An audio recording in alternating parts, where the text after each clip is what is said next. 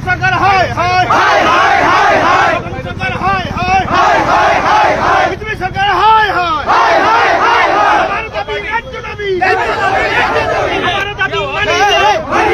money हमारा दाबी money बनाइबो माटी पट्टा दिबो माटी पट्टा लगे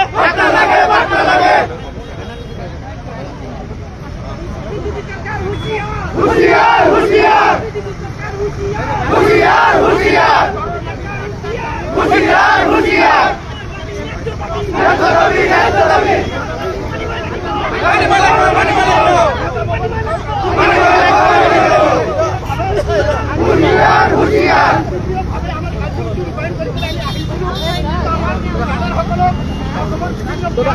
দাদা আজি প্ৰতিবাদৰ কাৰণে ওলাই আহিছিলে চৰম মাটি পাট্টা প্ৰসংগ আৰু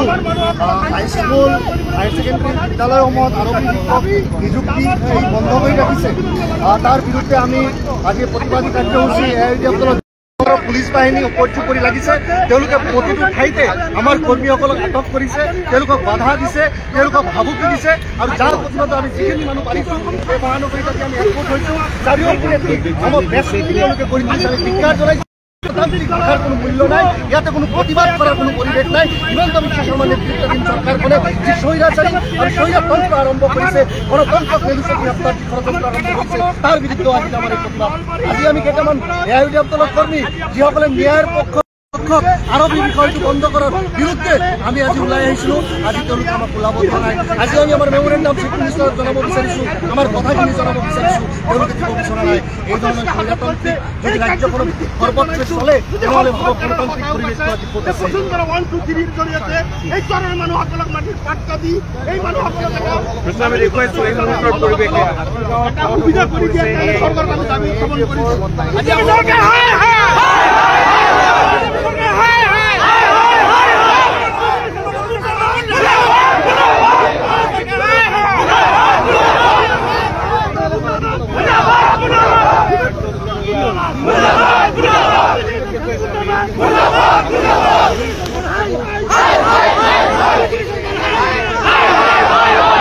নিজৰ অধিকাৰ বিচাৰি তেখেতে প্ৰতিবাদ কৰিছে চৰ অঞ্চলৰ মানুহৰ অধিকাৰ বিচাৰি তেখেতে প্ৰতিবাদ কৰিছে ভাল কাম কৰিছে কিন্তু আপোনালোকে যিমান বিৰোধী দল আছে একত্ৰিত হ'বই নোৱাৰে কাৰণ